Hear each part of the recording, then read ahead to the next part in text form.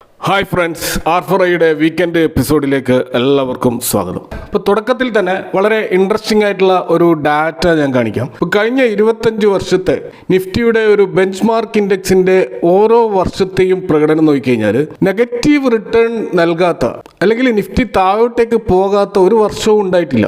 അതായത് ഈ 25 വർഷത്തെ ചരിത്രത്തിൽ ഏത് വർഷം എടുത്താലും അവിടെ ഒരു സിഗ്നിഫിക്കൻ്റ് ആയിട്ടുള്ള ഫോള് എപ്പോഴും ഉണ്ടായിട്ടുണ്ട്. അപ്പോൾ നമ്മൾ പൊതുവെ 2008 ഫൈനാൻഷ്യൽ ക്രൈസിസും 2020 കോവിഡ് ക്രാഷും ഇങ്ങനെയുള്ള 3-4 കാര്യങ്ങൾ മാത്രമാണ് പൊതുവെ ക്രാഷിൻ്റെ കാര്യത്തിൽ പറയാറുള്ളത്. എന്നാൽ അങ്ങനെയല്ലാതെ തന്നെ എല്ലാ വർഷവും ഈ ക്രാഷ് ഉണ്ടായിട്ടുണ്ട്. എന്നാൽ അത് ഈ 50% 20% ഉണ്ടായിട്ടില്ല എന്ന് മാത്രമേ ഉള്ളൂ. അപ്പോൾ ആ വർഷത്തെ ഏതെങ്കിലും ഒരു മാസമോ ചിലപ്പോൾ മാസങ്ങളോ നീണ്ടു നിന്നിട്ടുള്ള അത്തരം ഫോള് നിഫ്റ്റിയിൽ എപ്പോഴും ഉണ്ടായിട്ടുണ്ട്.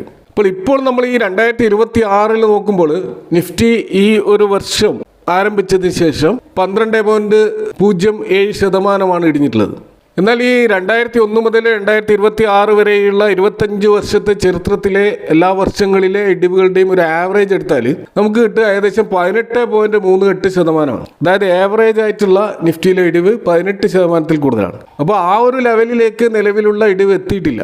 അപ്പോൾ ഏറ്റവും കുറവ് ഇടിവ് രേഖപ്പെടുത്തിയ ഒരു വർഷം എന്ന് പറയുന്നത് 2017 അന്ന് തന്നെ 4.11% നിഫ്റ്റി ഇടിഞ്ഞിട്ടുണ്ട്. ഏറ്റവും വലിയ ഇടിവ് രേഖപ്പെടുത്തിയത് 2008 അത് 59.86% അതേപോലെ അത് കഴിഞ്ഞാൽ ഏറ്റവും വലിയ ഇടിവ് 2020 കോവിഡ് ക്രാഷ് തന്നെയാണ്. അന്ന് 38.44% ഇടിഞ്ഞത്.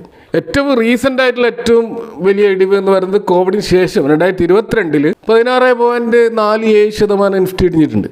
അപ്പോൾ ഇത്തരത്തിൽ നമ്മൾ ഈ 25 വർഷത്തിൽ ഓരോ വർഷവും എടുക്കുമ്പോഴും ഇത്തരത്തിലുള്ള ഇടിവ് ഉണ്ടായിട്ടുണ്ടെങ്കിൽ ഇപ്പോഴത്തെ ഈ 12% ഇടിവ് നമ്മൾ എന്തിനു അലോസരപ്പെടുത്തണം? കാരണം ഈ 18% ആവറേജ് ഇടിവ് ഉണ്ടായിട്ട് പോലും നിഫ്റ്റിയുടെ 25 വർഷത്തെ CAGR റിട്ടേൺ നമ്മൾ എടുത്തു കഴിഞ്ഞാൽ ആവറേജ് റിട്ടേൺ 12.46%. അതായത് ആ ഇടിവുകളിലൊക്കെ നിഫ്റ്റി തിരിച്ചു കയറിയിട്ടുണ്ട് എന്നാണ് ഇതിൽ നിന്നും നമുക്ക് മനസ്സിലാക്കാൻ കഴിയുന്ന പാഠം.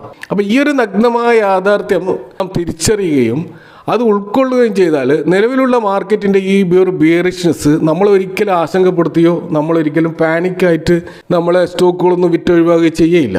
അപ്പോൾ ഇവിടെ ഏറ്റവും പ്രധാനപ്പെട്ട കാര്യം മാർക്കറ്റിൽ പിടിച്ചു നിൽക്കുക എന്നുള്ളതാണ്. കാരണം പീറ്റർ ലിഞ്ച് പറഞ്ഞതുപോലെ ടൈം ഇൻ ദ മാർക്കറ്റാണ് ഏറ്റവും ഇമ്പോർട്ടൻറ്റ്. എന്നാൽ നമ്മളിപ്പോൾ കാണുന്നത് നിലവിലുള്ള ഈ അവസ്ഥയിൽ നിരാശപ്പെട്ടുകൊണ്ട് ധാരാളം ആളുകൾ മാർക്കറ്റിനോട് ഗുഡ് ബൈ പറഞ്ഞു പോകുന്നതായിട്ട് കാണാൻ കഴിയും. അപ്പോൾ മാർക്കറ്റ് ഇനി ഒരിക്കലും തിരിച്ചു വരില്ലെന്നും ഇതാണ് മാർക്കറ്റിൻ്റെ ഏറ്റവും അവസാനം എന്നുമൊക്കെ കമൻറ്റ് ചെയ്തുകൊണ്ട് പോകുന്നവരും നമുക്ക് ധാരാളമായിട്ട് കാണാൻ കഴിയും. അപ്പോൾ ഇവിടെ നമ്മൾ മനസ്സിലാക്കേണ്ട ഒരു കാര്യം, നമ്മൾ സാധാരണ ജീവിതത്തിൽ ഒരു സാധനത്തിന് വില കുറയുമ്പോൾ കൂടുതലായിട്ട് ആ സാധനം വാങ്ങാനാണ് ആളുകൾ താല്പര്യം കാണിക്കുക. ഉദാഹരണത്തിന് തക്കാളിയുടെ വില കുറഞ്ഞാൽ നമ്മൾ ഒരു പക്ഷേ 1 കിലോ തക്കാളി വാങ്ങുന്ന സ്ഥാനത്ത് 2 കിലോ തക്കാളി വാങ്ങിച്ചെന്ന് വരും. അതുപോലെ ഐഫോണിൻ്റെയൊക്കെ വില കുറഞ്ഞു കഴിഞ്ഞാൽ അതുവരെ ഐഫോണിനെ പറ്റി ചിന്തിക്കാത്തവർ പോലും ഐഫോൺ വാങ്ങിയെന്ന് വരും. എന്നാൽ സ്റ്റോക്ക് മാർക്കറ്റിൽ കാര്യങ്ങൾ നേരെ വിപരീതമാണ്. ഒരു സ്റ്റോക്കിൻ്റെ വില കൂടുമ്പോഴാണ് ആളുകൾക്ക് അത് വാങ്ങാനുള്ള ആവേശം ഉണ്ടാവുക. എന്നാൽ വില കുറയുമ്പോൾ അത് വാങ്ങിക്കാൻ പേടിയുമാണ്. അപ്പോൾ ഈ ഒരു പ്രതിഭാസത്തെയാണ് നമ്മൾ ഹേർഡ് മെൻറ്റാലിറ്റി അഥവാ ആൾക്കൂട്ട മനഃശാസ്ത്രം എന്ന് പറയുന്നത്. അപ്പോൾ ഒരു സ്റ്റോക്കിൻ്റെ വില പറന്നു പോകുമ്പോൾ അവിടെ ഉണ്ടാകുന്നത് ഫോമോ ആണ്. അത് ഫിയർ ഓഫ് മിസ്സിങ് ഔട്ടും താഴോട്ടേക്ക് വരുമ്പോൾ ഇതേപോലെ മാർക്കറ്റിനോട് ഗുഡ് ബൈ പറയുന്ന അവസ്ഥയുമാണ് നമ്മൾ കണ്ടുവരുന്നത്.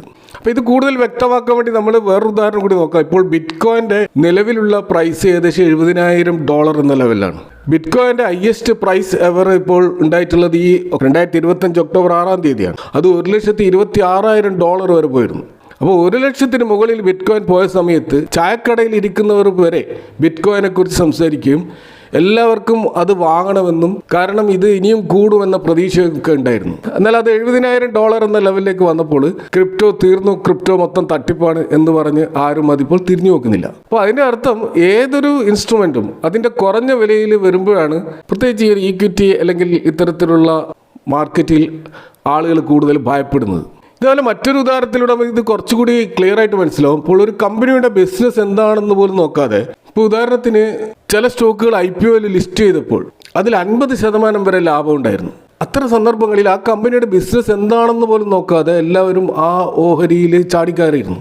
ഇപ്പോൾ ഉദാഹരണത്തിന് നോക്കുകയാണെങ്കിൽ സൊമാറ്റോ, ഇപ്പോൾ എറ്റേണൽ എന്ന് പറയുന്ന സൊമാറ്റോയുടെ ആദ്യത്തെ ലിസ്റ്റിംഗ് ടൈമിൽ വമ്പിച്ച ഒരു ആവേശമായിരുന്നു ഈ സ്റ്റോക്ക് വാങ്ങാൻ വേണ്ടി ആളുകൾ തിരക്ക് കൂട്ടിയത്. എന്നാൽ പിന്നീട് ഈ സ്റ്റോക്ക് അതിൻ്റെ IPO പ്രൈസിന് താഴെ പോയപ്പോൾ ഒരാൾ പോലും അത് തിരിഞ്ഞു നോക്കാതെ കുറേ കാലം നിന്നിരുന്നു. ഇതേപോലെയാണ് നൈക്ക, അതും ലിസ്റ്റിംഗ് സമയത്ത് വമ്പിച്ച മുന്നേറ്റം ഉണ്ടായി. പക്ഷെ അത് കറക്ഷൻ നടന്നപ്പോൾ ആർക്കും അത് വാങ്ങാൻ താല്പര്യമുണ്ടായില്ല.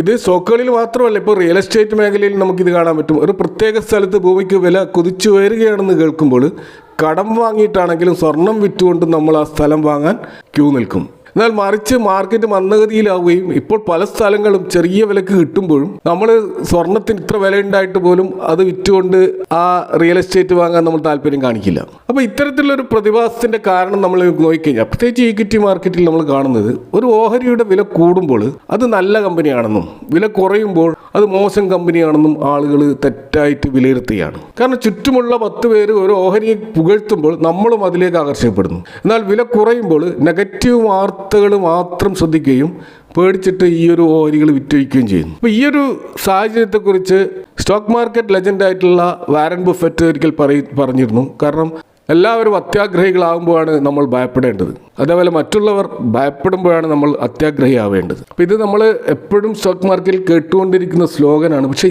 ഇതിന് കാലാതിവർത്തിയായിട്ടുള്ള ഒരു പ്രസക്തി ഉണ്ടെന്ന് നമുക്കിപ്പോൾ അത് മനസ്സിലാവും. ഇപ്പോൾ നമ്മൾ CDSL എന്ന സ്റ്റോക്ക് നമ്മൾ നോക്കുക, അത് 1900 എന്ന ലെവലുണ്ടായ സമയത്ത് എല്ലാവരും എക്സൈറ്റഡ് ആയിരുന്നു ആ സ്റ്റോക്ക് വാങ്ങാൻ വേണ്ടിയിട്ട്. ഹൈ PEയിൽ അത് വാങ്ങാൻ വേണ്ടി തയ്യാറായിരുന്നു. എന്നാൽ ഇപ്പോൾ CDSL 1100 ലെവലിലേക്ക് വന്നപ്പോൾ അത് വാങ്ങാൻ ആർക്കും താല്പര്യമില്ല. ഇതേപോലെ HDFC ബാങ്ക് അത് 1100 ലെവലിലെത്തിയപ്പോൾ എല്ലാവരും അതിന് പിന്നാലെയായിരുന്നു. ഇപ്പോൾ HDFC ബാങ്ക് 800 എന്ന ലെവലിലേക്ക് താഴത്തേക്ക് വന്നിട്ടുണ്ട്. ഇപ്പോൾ ആർക്കും അത് ആവശ്യമില്ല. ഇതേപോലെ തന്നെയാണ് ഹിന്ദുസ്ഥാൻ എയറോനോട്ടിക്സ് ലിമിറ്റഡ് 5550 ലെവലിലുണ്ടായപ്പോൾ എല്ലാവരും സ്നേഹിച്ച ഒരു സ്റ്റോക്കായിരുന്നു അത്. എന്നാൽ ഇപ്പോൾ 3500 ലെവലിൽ വന്നപ്പോൾ എല്ലാവരും അത് കംപ്ലീറ്റ് ആയിട്ട് ഇഗ്നോർ ചെയ്യുകയാണ്. അപ്പോൾ ഇവിടെയാണ് ഒരു സ്മാർട്ട് ഇൻവെസ്റ്ററെ ഒരു സ്റ്റുപ്പിഡ് ഇൻവെസ്റ്ററിൽ നിന്നും വേർതിരിക്കുന്നത്. ഇപ്പോൾ ഇന്ത്യയിലെ ഒരു ഫേമസ് ആയിട്ടുള്ള ഇൻവെസ്റ്റർ ആയിട്ടുള്ള വിജയ് കേഡിയ അദ്ദേഹം ഒരിക്കൽ പറയുകയുണ്ടായി, ഈ ബുൾ മാർക്കറ്റാണ് സ്റ്റുപ്പിഡ് ഇൻവെസ്റ്റേഴ്സിനെ ഉണ്ടാക്കുന്നത്. കാരണം ഒരു ബുൾ മാർക്കറ്റ് വരുമ്പോൾ എല്ലാവരും സ്റ്റോക്ക് മാർക്കറ്റിൽ ഇൻവെസ്റ്റ് ചെയ്യാൻ വരും.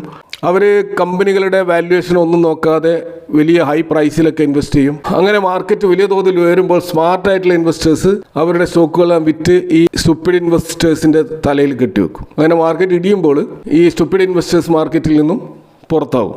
അപ്പോൾ വീണ്ടും ബിയർ മാർക്കറ്റ് ഉണ്ടാവും. ഈ ബിയർ മാർക്കറ്റിൽ പിന്നെയും സ്മാർട്ട് ഇൻവെസ്റ്റേഴ്സ് കടന്നു വരും. അവർ ചെറിയ വിലയിൽ സ്റ്റോക്കുകൾ വാങ്ങിക്കൂട്ടും. അങ്ങനെ പിന്നെയും ഒരു ബുൾ മാർക്കറ്റ് ഉണ്ടാവും. അങ്ങനെ ഈ ബുൾ മാർക്കറ്റ് വരുമ്പോൾ വീണ്ടും അവിടെ സ്റ്റുപ്പിഡ് ഇൻവെസ്റ്റേഴ്സ് വരും. അപ്പോൾ ഇത്തരത്തിൽ ഈ ഫിയർ സൈക്കിള് സ്റ്റോക്ക് മാർക്കറ്റിൽ സാധാരണമായിട്ടുള്ള ഒരു അനുഭവമാണ്.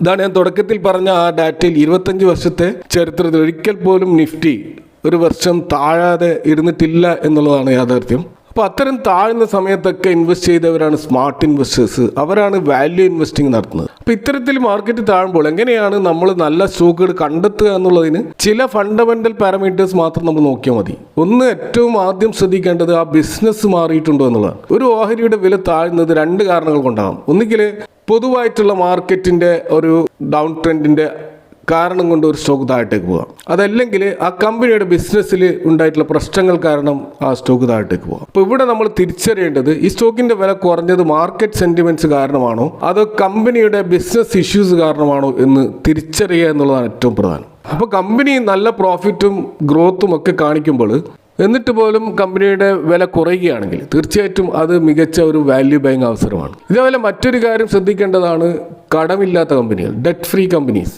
കാരണം ഏതൊരു പ്രതിസന്ധി ഘട്ടത്തിലും ഏറ്റവും വേഗത്തിൽ തകരാൻ സാധ്യതയുള്ളത് വലിയ കടബാധ്യതയുള്ള കമ്പനികളാണ്. എന്നാൽ കൈവശം പണമുള്ള ക്യാഷ് റിച്ച് കമ്പനികളെ സംബന്ധിച്ചിടത്തോളം ഇത്തരം ഫിയർ സൈക്കിളുകളെ അതിന് ഈസി ആയിട്ട് അതിജീവിക്കാൻ കഴിയും. അതുകൊണ്ട് തന്നെ ഡെറ്റ് ടു ഇക്വിറ്റി റേഷ്യോ 1-ൽ താഴെ, അത് 0.5-ൽ താഴെയാണെങ്കിൽ ഏറ്റവും നല്ല കമ്പനിയായിട്ട് നമുക്ക് കണക്കാക്കാം. ഇതേപോലെ മറ്റൊരു പ്രധാനപ്പെട്ട കാര്യമാണ് എക്കണോമിക് മോട്ട്. ആ കമ്പനിയുടെ ബിസിനസ്, ഇപ്പോൾ ഉദാഹരണത്തിന് ഞാൻ നേരത്തെ സൂചിപ്പിച്ച HAL അല്ലെങ്കിൽ CDSL, അത് ഈ ബിസിനസ് മോട്ടിൻ്റെ കാര്യത്തിലൊരു വലിയൊരു ഉദാഹരണമാണ്. കാരണം അതൊന്നുകിൽ ഒരു മൊണോപ്പൊളി ആയിരിക്കും അല്ലെങ്കിൽ നിയർ മൊണോപ്പൊളി ആയിരിക്കും. അവിടെ ഈസി ആയിട്ട് ഒരു കമ്പനിക്ക് കടന്നു വരാൻ കഴിയില്ല. അപ്പോൾ നമ്മൾ മനസ്സിലാക്കേണ്ടത് ഈ ഒരു കമ്പനി ഇല്ലെങ്കിൽ നമ്മുടെ രാജ്യമോ അല്ലെങ്കിൽ ആ സെക്ടറോ എങ്ങനെ മുന്നോട്ട് പോകും എന്ന് നമ്മൾ ചിന്തിച്ചാൽ നമുക്കതിൻ്റെ ഉത്തരം കിട്ടും. ഇതുപോലെ മറ്റൊരു കാര്യമാണ് അതിൻ്റെ ഹിസ്റ്റോറിക്കൽ PE ചെക്ക് ചെയ്യുക എന്നുള്ളത്. അതിൻ്റെ ഹിസ്റ്റോറിക്കൽ PEയേക്കാൾ വലിയ തോതിൽ താഴോട്ടേക്ക് വന്നിട്ടുണ്ടെങ്കിൽ തീർച്ചയായിട്ടും അത് അണ്ടർ വാല്യൂഡ് ആയിട്ട് നിൽക്കുകയാണ്. അപ്പോൾ അത്തരം അണ്ടർ വാല്യൂഡായി നിൽക്കുന്ന സ്റ്റോക്കുകളെയും കൂടി നമുക്ക് കണ്ടുപിടിക്കാൻ കഴിയും. ഇതേപോലെയാണ് വില കുറയുമ്പോൾ ക്വാളിറ്റിയുള്ള പല നല്ല കമ്പനികളും അവർ ഡിവിഡൻഡ് ഈൽഡ് കൂടുകയാണ് ചെയ്യുക. ഇപ്പോൾ ബാങ്ക് പലിശയേക്കാൾ ലാഭകരമായി ഡിവിഡൻഡ് നൽകുന്ന ധാരാളം ബ്ലൂ ചിപ്പ് കമ്പനികൾ നമുക്ക് കാണാൻ കഴിയും. അപ്പോൾ അത്തരം കമ്പനികളും നല്ലൊരു ഓപ്പർച്യൂണിറ്റി ആയിരിക്കും. എങ്കിൽ പോലും ഇത്തരം അവസരങ്ങളിൽ നമ്മൾ ഒഴിവാക്കേണ്ട ചില കാര്യങ്ങളുണ്ട്. ഉദാഹരണത്തിന് ഒരു കമ്പനി നമ്മൾ ഐഡൻറ്റിഫൈ ചെയ്തു കഴിഞ്ഞു എങ്കിൽ പോലും നമ്മളവിടെ ഒറ്റയടിക്ക് വലിയൊരു തുക അതിൽ നിക്ഷേപിക്കരുത്, അല്ലെങ്കിൽ ലംസം നിക്ഷേപം നടത്തരുത്. അവിടെ നമ്മൾ ഘട്ടം ഘട്ടമായിട്ട് മാത്രം നിക്ഷേപിക്കുന്നതിനെക്കുറിച്ച് ആലോചിക്കുക. അതായത് നമ്മൾ ക്യാപിറ്റലിനെ ഒരു 3-4 ഭാഗങ്ങളായി തിരിച്ചുകൊണ്ട് നമുക്ക് ആവറേജ് ചെയ്യാനുള്ള ഒരു എമൗണ്ട് എപ്പോഴും റിസർവ് ആയിട്ട് നമ്മുടെ കയ്യിലുണ്ടായിരിക്കണം. അതേപോലെ നമ്മൾ ഇൻവെസ്റ്റ് ചെയ്യുമ്പോൾ ഒരു മിനിമം 3 to 5 ഇയേഴ്സിൻ്റെ ഒരു ടൈം ഹൊറൈസൺ എങ്കിലും നമ്മളെ മുന്നിൽ ഉണ്ടായിരിക്കണം. അല്ലാതെ ആഴ്ചകൾക്കുള്ളിൽ ലാഭം കിട്ടുമെന്ന് ഒരിക്കലും പ്രതീക്ഷിച്ചുകൊണ്ട് നമ്മൾ ഇത്തരം ലോങ് ടേം ഇൻവെസ്റ്റ്മെൻറ്റ് നടത്തരുത്. അതേപോലെ നല്ല ഫണ്ടമെൻ്റൽസ് ഉള്ള സ്റ്റോക്കുകൾ മാത്രം തിരഞ്ഞെടുക്കുക. അല്ലാതെ തകർന്നടിഞ്ഞ പെന്നി സ്റ്റോക്കുകളെ കഴിയുന്നതും ഇത്തരം ഘട്ടത്തിൽ ഒഴിവാക്കുക. അതേപോലെ മറ്റൊരു പ്രധാനപ്പെട്ട കാര്യമാണ് ഒരു ഫോളിംഗ് നൈഫ് നമ്മൾ പിടിക്കാതിരിക്കുക.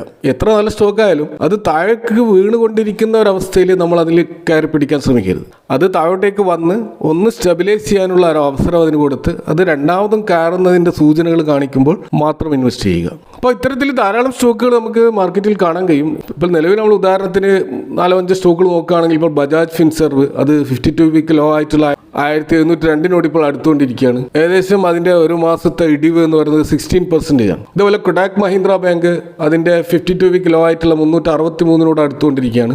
ഒരു മാസത്തെ ഇടിവ് 12%. അതുപോലെ HDFC ബാങ്ക് ഏകദേശം അതിൻ്റെ ലോ ആയിട്ടുള്ള 770 അടുത്ത് വരികയാണ്. അതിൻ്റെ ഇടിവ് ഏകദേശം 13%. അതുപോലെ TCS അതിൻ്റെ 52 വീക്ക് ലോ ആയിട്ടുള്ള 2350 ലെവലിലേക്ക് വന്നുകൊണ്ടിരിക്കുകയാണ്. അതിൻ്റെ ഒരു മാസത്തെ ഇടിവ് 12%. ഇതുപോലെ ITC അതും അതിൻ്റെ ലോ ആയിട്ടുള്ള 297 അടുത്തുകൊണ്ടിരിക്കുകയാണ്. അതിൻ്റെ ഇടിവ് 9%. അപ്പോൾ ഇവിടെ ഈ പരാമർശിച്ച സ്റ്റോക്കുകൾ ഒരു ബൈ റെക്കമെൻഡേഷൻ അല്ല, ഒരു എക്സാമ്പിളായിട്ട് ഇവിടെ പറഞ്ഞു എന്ന് മാത്രം. ഇതൊരു ലേണിങ്ങിന് വേണ്ടി മാത്രം ചെയ്യുന്ന വീഡിയോയാണ്. കാരണം ധാരാളം ഇത്തരം സ്റ്റോക്കുകൾ നമ്മൾ മാർക്കറ്റിൽ കാണാൻ കഴിയും.